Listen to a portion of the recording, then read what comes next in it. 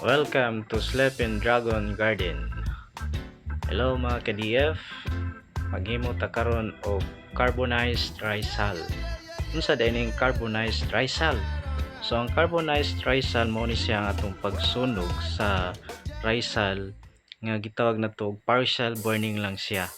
So meaning incomplete, dili nato siya himuon nga apo. So ang iyang appearance is kinahanglan black siya, dili siya gray nga mahimo na siyang apo. So ini nga color, no, black siya, so dili siya apo. So ang carbonized trisal nani siya mga nutrients like phosphorus, potassium, calcium and magnesium. So unsa mo dinhi siya nga phosphorus? So ang phosphorus mo ni siya nag-stimulate sa root development.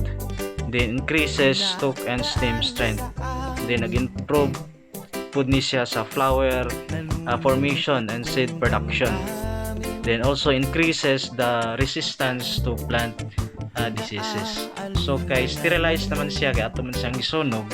So mamatay na ni ang mga bakterya.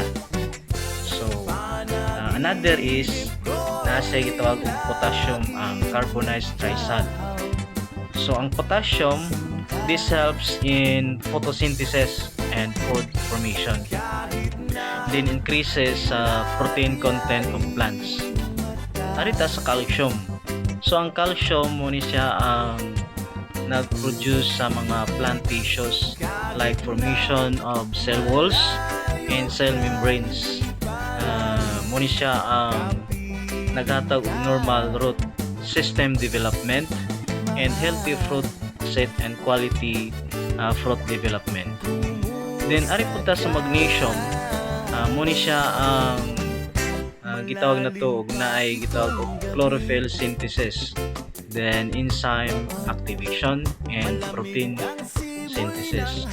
So ang magnesium muna siya ang powerhouse sa gitawag na to chlorophyll synthesis through the energy from the sunlight. So naay makuha ng mga chlorophyll pigments ang mga plants na maoy mag-manufacture sa food in plants through the process of photosynthesis. Another uses of carbonized trisal is good for fertilizer mixture. So mo ni siya atong gibuhat ron. Ang carbonized trisal ato na siyang gimix sa goat manure or vermicast and other animal manure. Next is ang carbonized trisal is good for soil conditioner. Para maayo ang tubo sa atong mga tanom, kinahanglan nga ang soil nasa gitawag na to porosity or buhaghag. So dali siya maka-absorb sa water. Then sa atong nga dragon fruit garden, nag-apply taron og fertilizer para ma-condition na pod ang ato nga soil para ang dragon fruit or ibang mga tanom makakuha na pod siya og energy from this organic fertilizer. Carbonized trisal ato siyang gimix sa goat manure. So mag-apply kita og organic fertilizer sa ato nga tanom like dragon fruit every 3 months para ma-maintain nato ang healthy lifestyle sa ato nga mga tanom para napod siya ikahatag nga maayo nga bunga.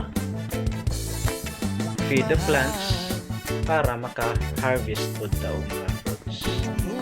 Happy farming! Your teacher farmer.